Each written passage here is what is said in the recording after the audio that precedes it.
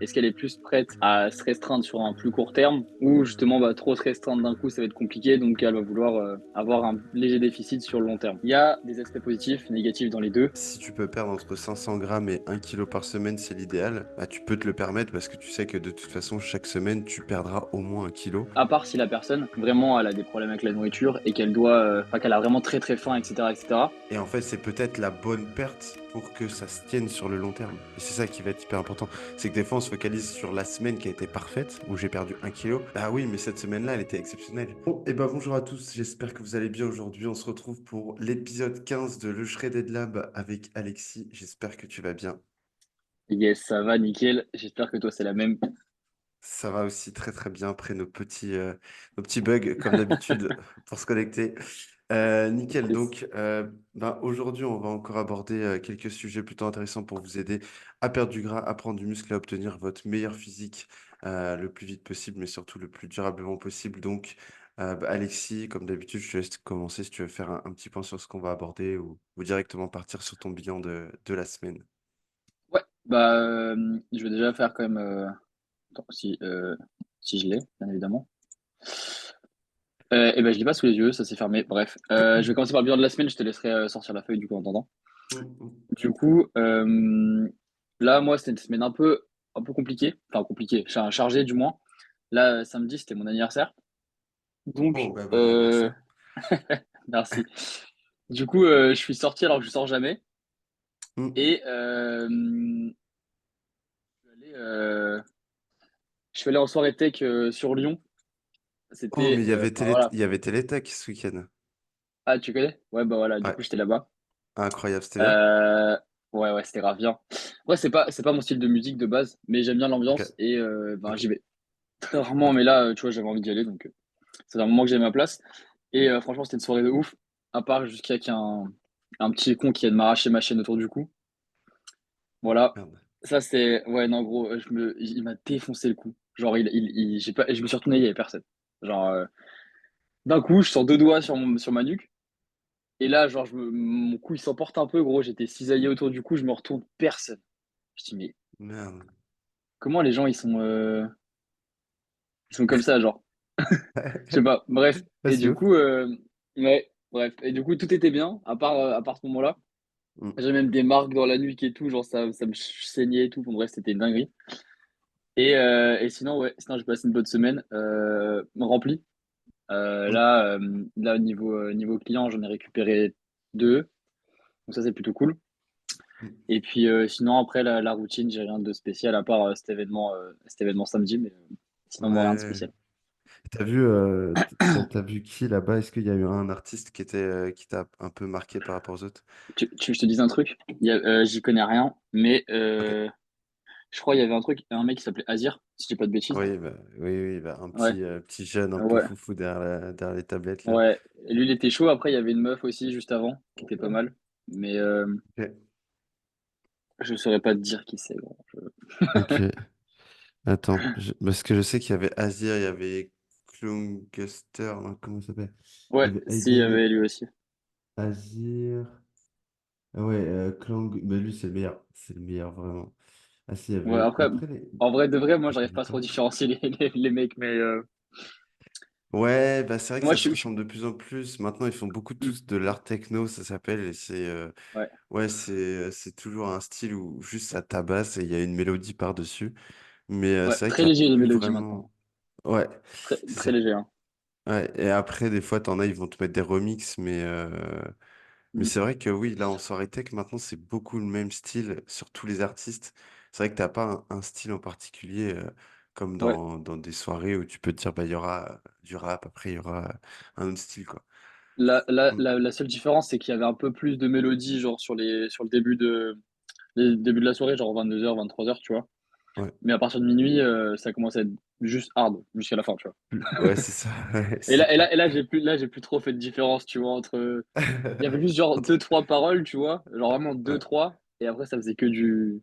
ouais, je vois, ouais, Que, ok. que des bases. Donc, non, en vrai, c'était cool. Ouais, bah, Non, non, c'était c'est grave une cool. bonne expérience en vrai, surtout que là, c'était une grosse Ouais. soirée. C'était dans un Mm. hangar, un bon truc ou c'était un peu C'était ghetto? c'était la Halle Garnier. Halle Tony Garnier. Ouais, donc c'était un gros, C'était un immense. bel Ouais, entrepôt, ouais, quoi. Ouais, ouais, ok, ouais, c'était immense. ok, ok, ok. Ouais, parce que des fois, tu te retrouves dans des trucs. Nous, on avait été faire. En fait, chaque année, il y a un événement qui s'appelle l'Impact. Et Ok, il y est 2 fois par an, je crois. Et donc, il y a l'Impact Winter et l'Impact, en gros, été, tu vois, après Summer. ouais, ça va? Et Ok, on avait fait celui au Mans. Et on est arrivé au Mans, c'était ghetto, ghetto, il pleuvait et tout. Alors que c'est un truc organisé où tu payes 20 balles ta place et tout.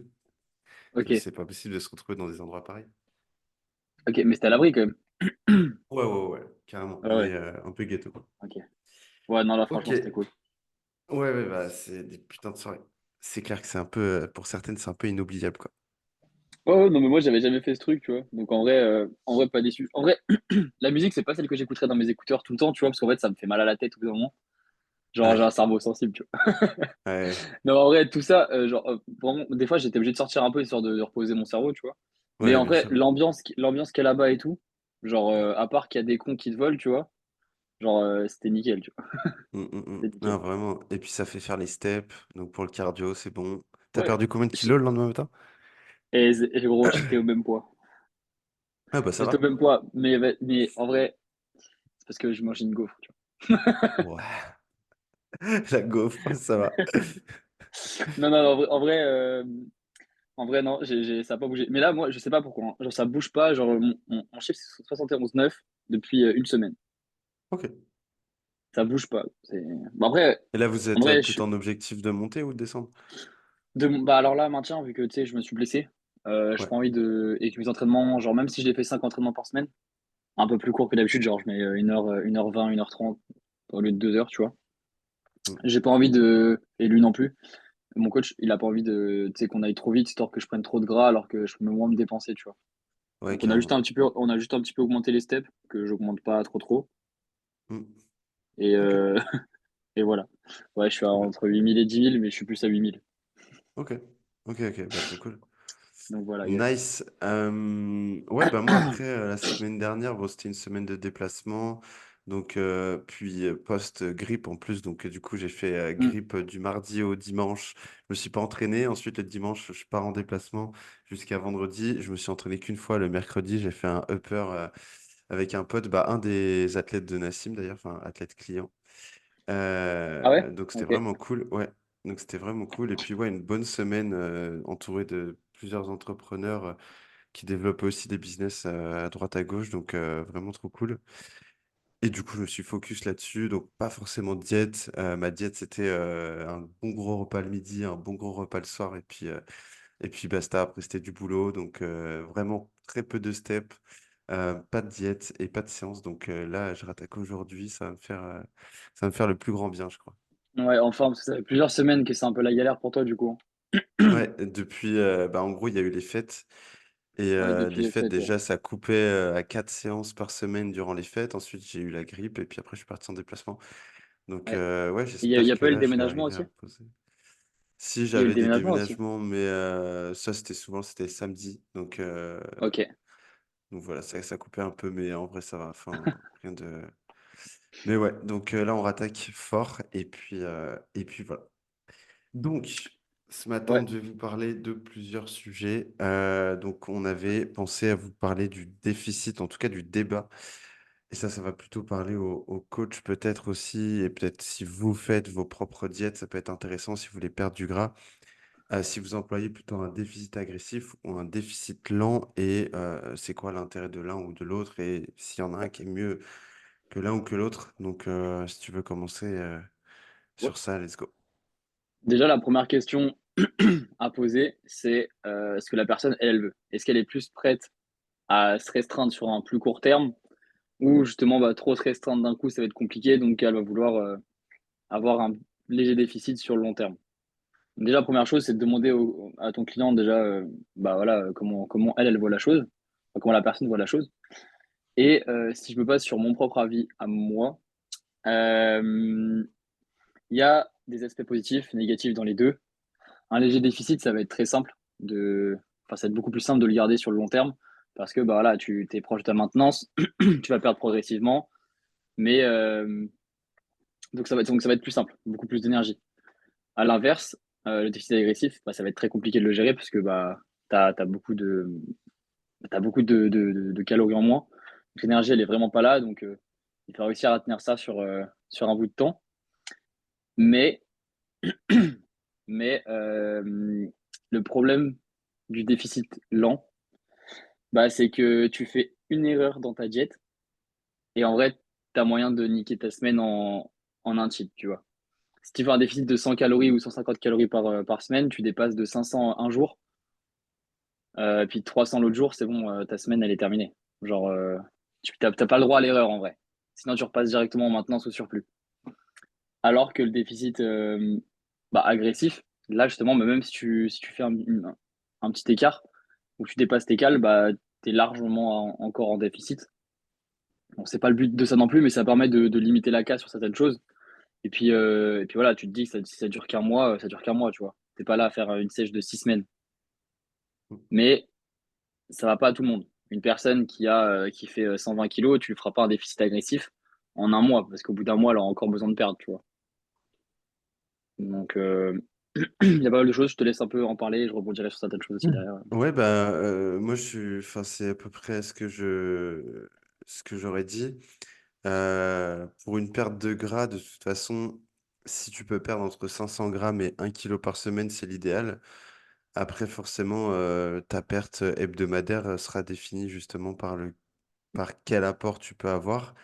Euh, Encore une fois, c'est sûr que un déficit va être toujours, enfin, pour tout le monde, ça va être un petit peu chiant à tenir parce que forcément, on doit bien traquer ce qu'on mange, on doit bien, voilà, avoir les bonnes quantités enfin, en déficit. Donc, mine de rien, on aura toujours un petit peu faim, un petit peu moins pour ceux qui optent pour un déficit plutôt lent, moins agressif en tout cas. Mais au final, on sera toujours un petit peu dans la restriction. Donc, l'un ou l'autre va être, mine de rien, un peu chiant. Mm, Mais au final, on préférera tous avoir un déficit un petit peu plus agressif et je conseillerais toujours d'avoir un déficit un peu plus agressif, heu, pour aller chercher plutôt les 700 à 1 kilo, 700 grammes à 1 kilo de perte par semaine. Au moins, tu vois, comme tu disais tout à l'heure, tu peux avoir, des petits, comme des cheats, des repas un petit peu rebonds, bah, tu peux te le permettre parce que tu sais que de toute façon, chaque semaine, tu perdras au moins 1 kilo. Donc au pire, même si sur, un jour, tu perds un peu moins, c'est pas très grave. Ça va faire redescendre juste la perte moyenne, mais, ça va pas avoir d'impact et tu vas continuer de perdre du poids, donc vaut mieux ça. mm. Donc, ouais, Ouais. après, je sais pas, qu'est-ce qu'on peut aborder d'autre par rapport à cette question? Bah, en gros, bah déjà, peut-être que moi, ce que je fais avec mes clients la plupart du temps, en gros, j'opte généralement pour mes clients tout le temps vers un déficit agressif, même si, à part si la personne, vraiment, elle a des problèmes avec la nourriture et qu'elle doit, enfin, qu'elle a vraiment très très faim, etc., etc. Mais par contre, je suis vraiment intransigeant quand il s'agit de faire un déficit plutôt lent. Et genre, je laisse peu de place à l'écart. Du moins, si tu veux faire un écart, bah, tu essaies de le calculer au maximum. Genre, si tu fais une raclette, bah, tu essaies un petit peu de compter tout ça, etc. Parce que le problème, c'est que tu dépasses un peu. Encore une fois, ton déficit, tu vas le tuer en l'espace d'un repas sur la semaine. Donc, en fait, c'est tellement du gâchis. Donc, ton déficit lent, il va passer à très, très lent, voire il va pas Mmh. bouger, quoi. Alors que le déficit agressif, c'est beaucoup plus simple. Déjà, les personnes, tu leur dis, bah, voilà, on va être en 3 semaines en déficit. Ça va pas durer longtemps. Voilà, je t'autorise un léger cheat par semaine. On adapte en fonction de ça les autres jours ou les repas du même jour pour en enlevant le gras, etc., qu'on a expliqué dans l'ancien de podcast. Et comme ça c'est rapide. Les résultats, ils sont significatifs parce qu'une personne qui voit pas de résultats, bah, ça peut aussi la démotiver. Alors qu'avec un déficit agressif, on est sûr de voir des résultats rapidement. Voilà, encore une fois, mais ça va pas à tout le monde. Et je voulais dire quoi aussi Euh, sur ton déficit agressif, bah, l'adhérence est aussi un peu plus facile si tu es vraiment, euh, enfin, si vraiment dans la tête, tu as pourvu de changer rapidement, tu vois. Parce qu'il y a des gens, ils sont enfin, toute la plupart des personnes que je coach sont là, ouais, moi, quand je sais, je veux voir si ça veut que ça va tout de suite, vraiment tout de suite. Avec le déficit lent, bah, il faut être patient. Et des fois, les gens vont être patients, bah, ils n'arrivent pas. Donc, au final, bah, Mmh. ça te pousse à remanger plus parce que tu dis que j'ai pas de résultat, etc. Donc, c'est compliqué. Mmh. Mais, mais ouais, c'est un peu plus dur à gérer. Mais franchement, enfin, niveau adhérence, moi, mentalement, je trouve que ça aide beaucoup d'avoir un déficit plutôt rapide. Mmh mh. Ouais, après, est-ce que toi, tu... Parce que c'est vrai que je me posais la question, mais est-ce que toi, à partir de quel moment tu considères qu'un déficit est déterminé de plus agressif? Bah, tout dépend le nombre de calories que tu vas mettre en déficit. En vrai, tu peux pas dire un est lent, un est rapide. Je pense que c'est, tu sais, c'est une jauge. Je dirais un déficit de 100 à 150 calories, bah, ou 200, tu vois. C'est un léger, ça c'est un déficit plutôt lent, tu vois. Et quand tu commences à faire à cut 1000 calories ou 1500, enfin, au-delà de 800, Mm, je pense qu'on est déjà sur un déficit agressif, tu vois. Après, on peut aller plus ou moins ouais, agressif ou non. Une personne qui, sa maintenance, elle a 1800, tu lui cut 1000 calories, elle va crever, tu vois. clairement. Mais une personne qui mange genre, comme moi, genre 3000, les 3003 pour être en maintenance, bah, tu me cut 1000 calories, je vais pas, enfin, ça va aller, tu vois. Je pense que ça dépend aussi du quota de calories que tu as. En vrai, il faudrait faire le C'est ça. ratio en pourcentage pour savoir à peu près Mm, combien ça représente. Ça représente peut-être que 800 calories sur une personne qui fait 1800, tu vois. mm, Mais, mm. mais ouais, voilà. Genre, Est-ce c'est que comme quand tu fais. Ouais, dis-moi. au niveau du poids de façon hebdomadaire avec tes clients, euh, toi, enfin, quand tu les mets dans une perte de gras, de combien de kilos tu leur permets de perdre par semaine et au minimum, combien est-ce que tu estimes que c'est bien de perdre par semaine? Ok. Bah, en fait, tout dépend de la personne que j'en fasse, tu vois. Déjà, si c'est un homme, une femme, si la personne, elle est en PDC plus 30 ou si elle est enfin, en PDC. Enfin, tout dépend, en fait, déjà de ce qu'elle a. Mm, C'est possible sur une personne de 120 kilos. J'avais une personne de 120 kilos. De lui faire perdre quasiment 2 kilos, voire 1,5 kg, 2 kilos par semaine, hein. mm, Plus t'as de gras, plus ça perd vite, hein. Donc voilà, surtout si tu augmentes les steps à côté, parce que là, on parle que de cette balance-là, mais il y a l'autre aussi qui est à côté. Donc même si on a un déficit de 1000 calories, à côté, si le gars il se crée un déficit via les steps, etc., ça peut encore aller plus vite, hein. mm. Donc je dirais, ouais, je dirais allez, 1,5 2 kilos sur des personnes qui sont très, très en surpoids. Et sur des personnes qui servent juste à sécher, donc on enlève un peu de gras, en vrai, si on perd 500 grammes, 600 grammes, c'est déjà très bien, hein. Mm. Et après, voilà, j'ai des clients où on perd 200, 300 grammes, ça va très bien. Et Mais c'est un est-ce peu plus lent, que, du coup.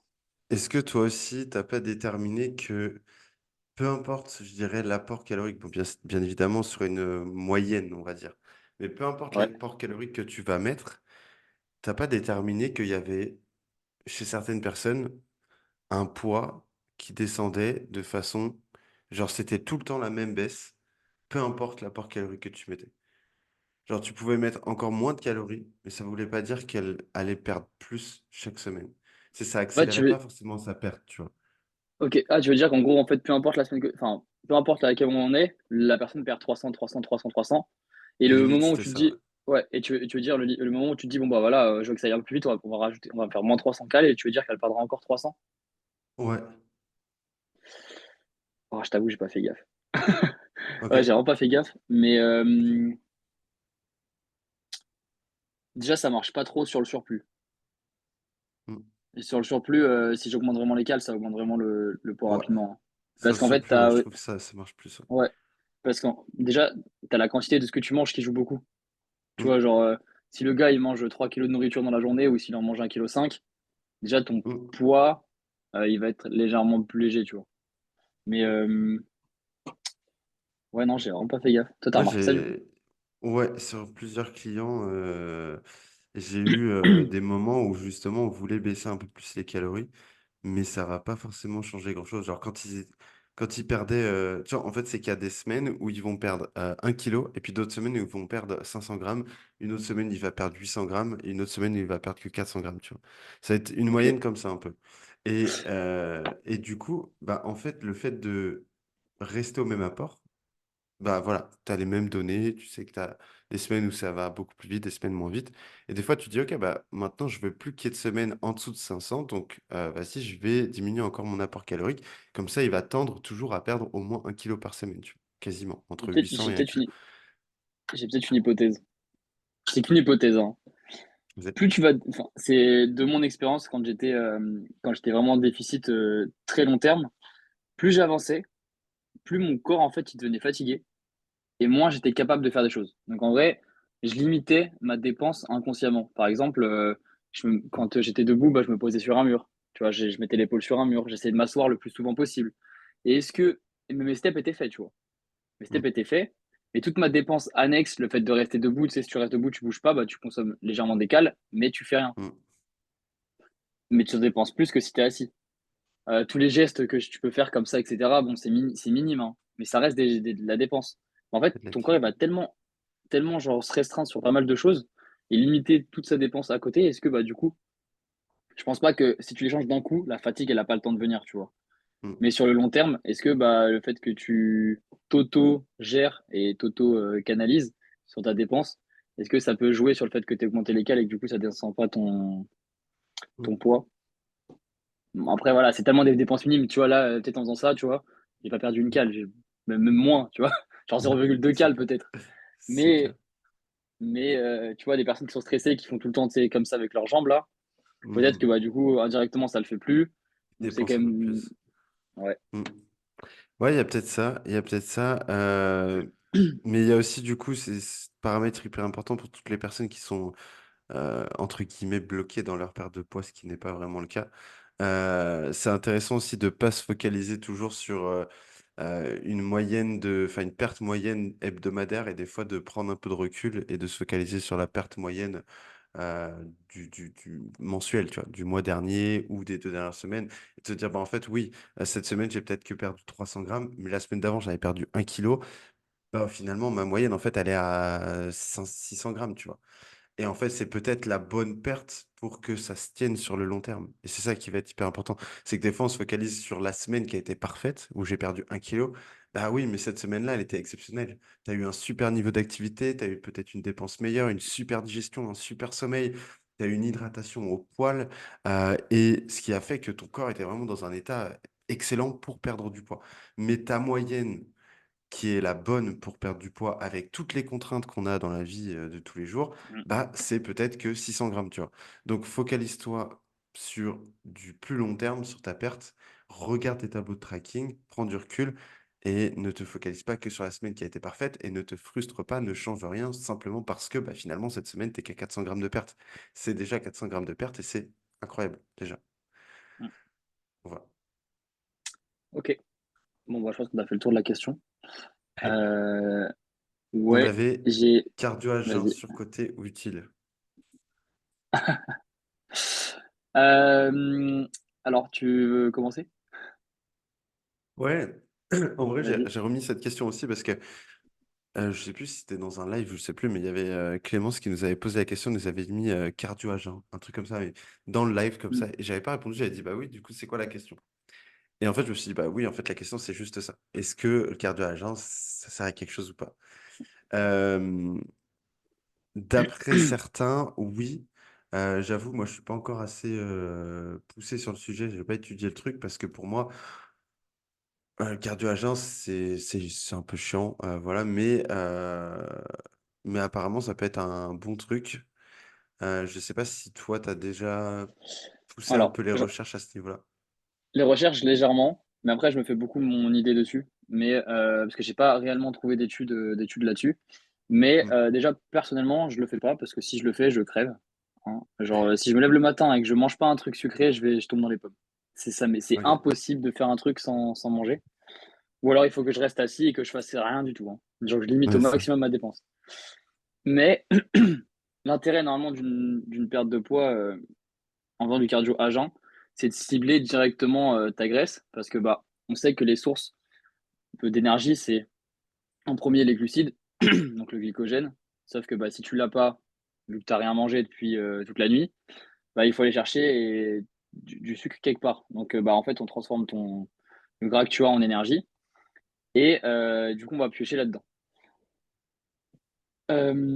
Sauf que derrière, enfin, tu vas piocher cette énergie-là, d'accord. Donc admettons que tu vas piocher, je sais pas moi, genre 600, bon, allez, on va dire 600 cales d'énergie le matin, mais tu manges tes 3000 cales. Que tu pioches 600 cales en n'ayant pas mangé 3000 cales, mais que tu les remanges après, bah, si tu n'en as plus besoin après, ton corps il va les restocker, tu vois. C'est ce que je me dis. Mais si tu les manges et que tu les utilises tout de suite, bah, il les stocke pas. Donc en vrai, est-ce que c'est intéressant ou non? J'ai l'impression qu'en fait, dans le calcul, tu as consommé 600 cales, tu en as quand même mangé 3000. Que tu Mmh. le fasses avant de manger ou après de manger, la seule différence que je vois, c'est qu'en fait, bah, tu as juste fait ton cardio avec pas d'énergie, quoi. Et je trouve ça juste chiant. Mais, euh, mais est-ce que dans la pratique, tu utiliseras plus d'énergie si tu n'en abordes pas? Est-ce que ta dépense, du coup, elle sera plus grande parce que tu n'as pas amené d'énergie? Euh, je sais pas. Après, je sais que c'est plus chiant aussi parce que quand tu manges quelque chose, tu as l'énergie qui est disponible tout de suite. Aller chercher l'énergie dans le gras, bah, ça demande des transformations supplémentaires. Donc, c'est plus Ouais, compliqué d'aller les chercher aussi.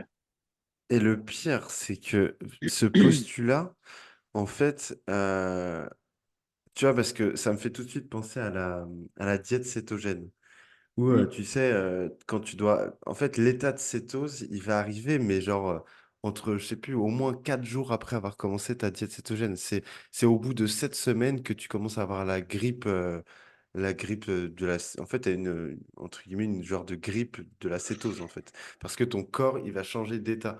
Et parce que, en fait, quand on veut faire une cétose, on amène comme tu l'as dit tout à l'heure, on amène notre corps à aller chercher les graisses et les protéines pour subvenir aux activités de tous les jours. Et c'est ça l'état de cétose en fait. Et là, du coup, si on part de ce truc-là, c'est que l'état de cétose arrive que longtemps après avoir commencé. Donc tu te dis, en fait, les gens qui pensent que faire du cardio à jeun, ça va aller chercher leur graisse, et c'est quasiment impossible parce que l'état de cétose, au moment où le corps il va aller chercher les graisses pour son activité, mm. c'est longtemps après avoir commencé la cétose. Donc, comment en Attends, l'espace je de te mets juste quelques heures, je te mets juste une parenthèse. Pour les gens qui savent pas, la diète cétogène, c'est pas manger de glucides en gros. Et se contenter uniquement ouais, de lipides et exactement. de protéines. Voilà. Donc, C'est ça. Mais du coup, ouais. T'as Euh, raison de le mentionner, mais c'est ça, en gros, c'est que tu te dis, mais en fait, ça veut dire que du matin au soir, donc tu vas manger des glucides, etc. Et tu te dis, en fait, le lendemain, je me lève, je mange pas avant mon cardio, je fais mon cardio à jeun, je vais brûler mes graisses, je vais aller taper mes graisses, je vais aller chercher mes graisses. Bah, c'est pas possible parce que le corps n'est pas dans un état de cétose et pour lui dire, va chercher les graisses pour mon activité. Pour moi, c'est le cardio à jeun, ouais, c'est un peu surcoté. En fait, je pense qu'il faut juste le faire pour le faire, parce le que kiff. peut-être tu préfères le... Ouais, voilà, ça, Mm. tu préfères le faire à jeun, tu as des meilleures sensations, tu te sens vidé Ouais. après ton cardio à jeun, parce que t'as pas mangé. Voilà. Ouais, j'ai un ami avec qui je suis parti au Japon. On a fait le mont Fuji et lui, il a pas mangé. Genre, on est parti sans manger. On avait pris des gelées, des barres protéines, etc. Moi, j'ai dû les taper tout de suite, hein. Genre, je pouvais pas Ouais. avancer sans avoir mangé. Et lui, il a quasiment fait toute la montée, donc 3 heures, 3h30, un truc comme ça, sans manger. Il a peut-être pris Mm. une gelée, elle est au milieu, tu vois. Et lui, il fait tout le temps son sport à jeun. Le matin, il mange pas. Il est bien plus en forme que moi qui ai déjà mangé, tu vois. Mais parce que je pense que en vrai, je ne saurais même pas expliquer. Mais il a une tolérance à ça énorme, tu vois. Ouais, Moi, mais vraiment, c'est je fais dangereux après. une activité sans C- manger, je vais crever, hein. Donc, Ce qui est fou, c'est que tu as quand même des niveaux de stress qui sont hyper élevés, le fait de pas manger. En plus, tu rajoutes une activité de 3h30 par-dessus, je pense que tes taux de cortisol, ah, mais ils lui, il était au sont au max, hein, plus haut à la fin. Ouais, et il arrivait en haut, il était plus en forme que moi, hein. mais c'est ça, Bon, après, c'est ça le il fait problème. ça tout le temps. Je pense qu'il est vraiment habitué parce qu'il fait ça tout le temps. Mm. Mais ouais, non. Puis, tu sais, il a énormément de cardio, etc. Donc, ça joue beaucoup sur ça aussi. Moi, j'en ai pas du tout. Donc ça, mais est-ce qu'il serait plus performant s'il mangerait? Bah, faut tester, tu vois. Alors, du coup, là, j'ai un article qui est sorti et qui répertorie une étude de 2012 sur le cardio. Donc, dans un essai, enfin le cardio à jeun, dans un essai, les hommes ont effectué une course sur tapis roulant de 60 minutes à jeun au réveil.